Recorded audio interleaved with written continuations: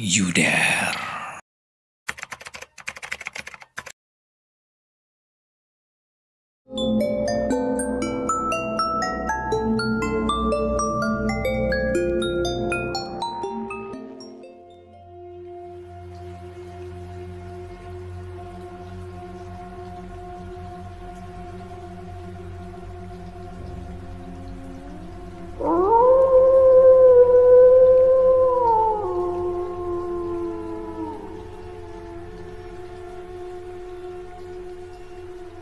Keadaan jalan malam itu rasanya sepi.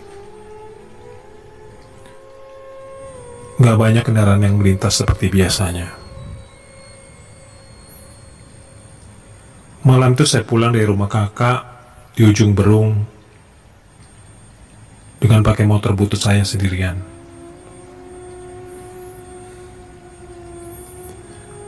Di tengah asiknya ngegas motor, terasa perut mulai lapar,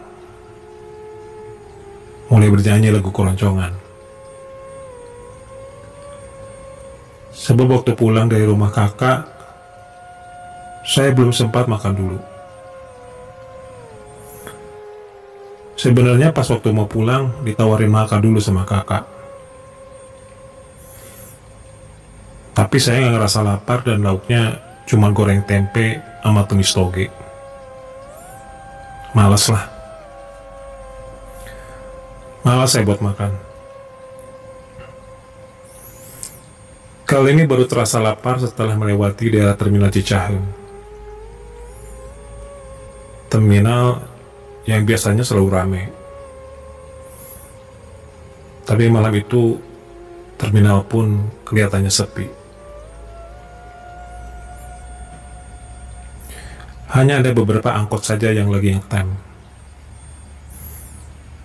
Sepertinya ada juga hubungannya sama hujan yang turun dari tadi.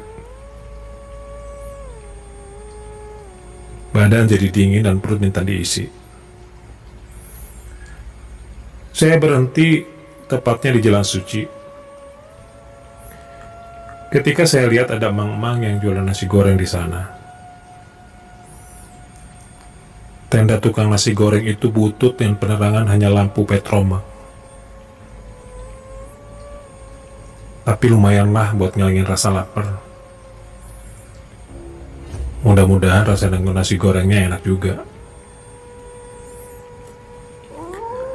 Malam itu karena sepi dan hujan, gak ada yang beli nasi goreng di sana.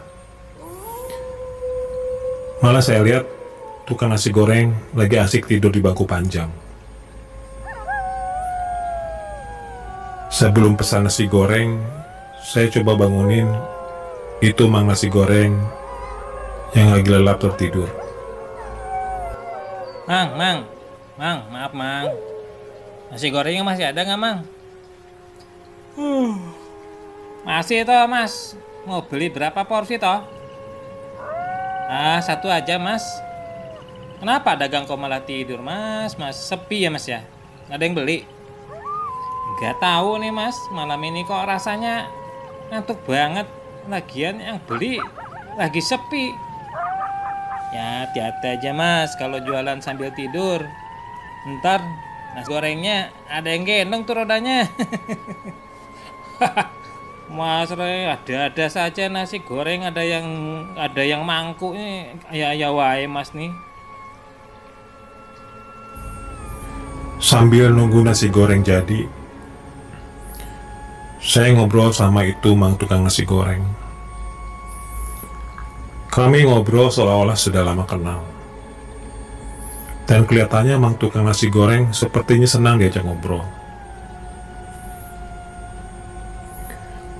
Sambil saya makan nasi goreng pun malah gak berhenti ngobrolnya. Kadang-kadang saya timpali obrolan mang tukang nasi goreng sambil mulut penuh nasi karena lagi makan. Saya baru tersadar setelah mang tukang nasi goreng bilang kalau malam ini adalah malam Jumat. Dengan nada yang sedikit bercanda, mang tukang nasi goreng nakut-nakutin saya yang berencana mau pulang ke rumah. Saya rencana mau pulang ke rumah yang ada di daerah Cimindi, melewati jembatan Surapati, lalu terus ke Jalan Pasteur. Tiap malam sepi begini, Mas? Enggak kok, baru malam iya wae. Mungkin karena malam ini malam Jumat ya. Hah? Malam Jumat ya sekarang, Mas? Waduh, sampai lupa hari saya, Mas. Lah iya, malam Jumat ya. Gak takut memangnya malam Jumat pakai motor sorangan.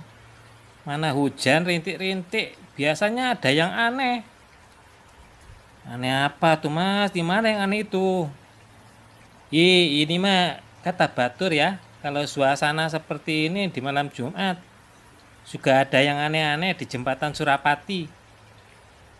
Jangan nakut-nakutin, Mas. Saya mau lewat jalan Surapati nih. Takut ya? Bukan takut, Mas. Takut mah buat orang yang lagi nggak percaya diri, Mas. Nah, sekarang saya lagi nggak pede nih, Mas. Sarua wae atuh eta mah.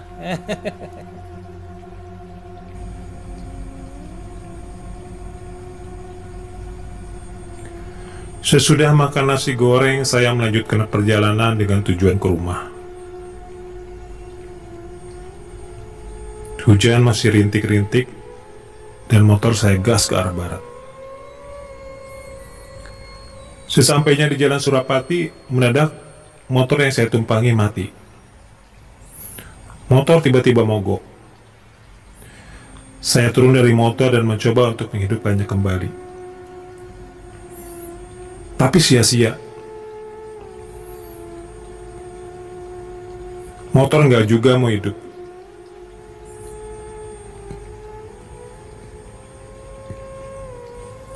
Pas saya periksa tangkinya,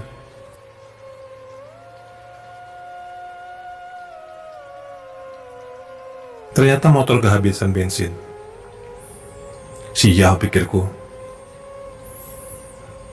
Akhirnya motor saya dorong, tidak dinaiki. Maksudnya, saya mau isi bensin di pom yang ada di Jalan Pasteur. Nggak jadi masalah lah dorong motornya, karena sudah tidak begitu jauh jalannya ke pom bensin. Waktu itu saya melewati jalan yang ada di jembatan Surapati sekitar jam 1 malam. Dan pas jam 1 malam, saya ada di jembatan itu. Saya berhenti ngedorong motor,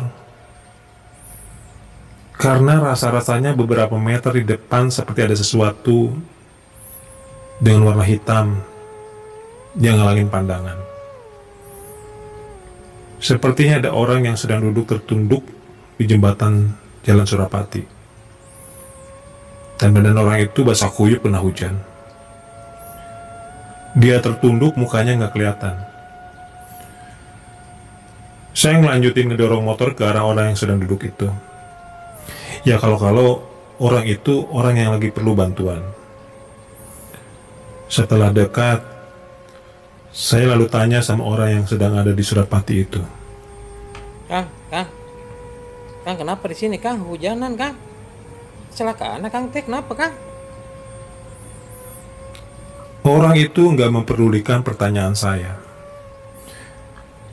Dia tetap duduk sambil kepalanya tetap tertunduk. Saya pikir jangan-jangan nggak kedengar.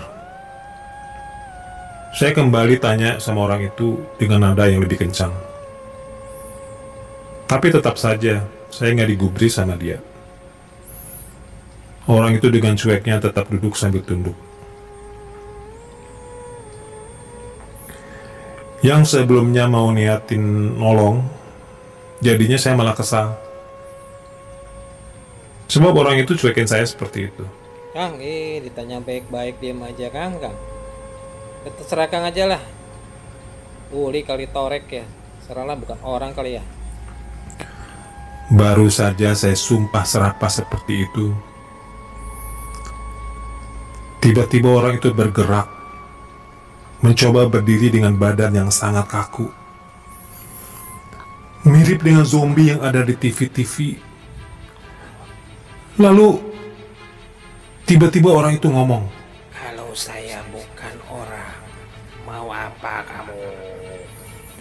Suara itu berasal dari orang yang ada di depan saya, ada di hadapan saya waktu itu.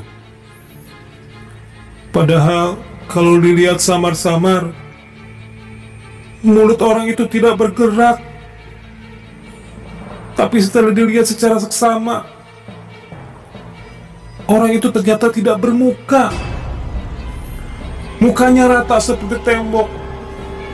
Tidak ada mulut, tidak ada mata, tidak ada hidung. Lebih mirip dengan tengkorak. Di bagian matanya ada lubang hitam yang enggak. Melihat itu, badan saya bergetar hebat. Semua bulu kuduk berdiri tanpa diperintah. Suara makhluk itu menyeramkan dan saya lihat kakinya terlihat melayang. Ia melayang. Makhluk itu lalu bergerak melayang dan kemudian berdiri di atas besi pengaman jembatan.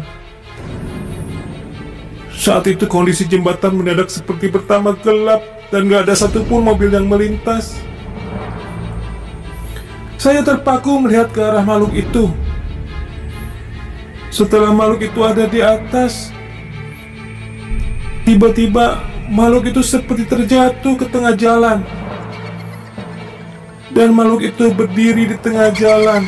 Dan anehnya, makhluk itu menghilang, melesak, masuk ke dalam aspal.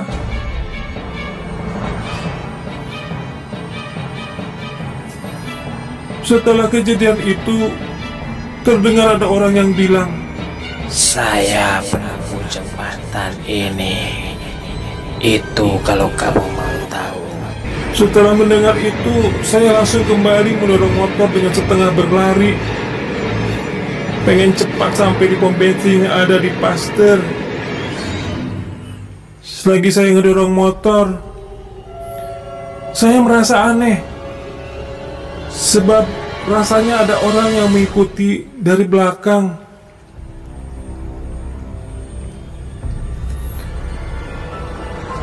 Akhirnya saya sampai di pom bensin. Dan setelah motor diisi bensin, saya coba duduk istirahat di pom bensin itu, buat ngilangin rasa kaget dan rasa takut tadi. Setelah rasa takut hilang dan rasa capek hilang,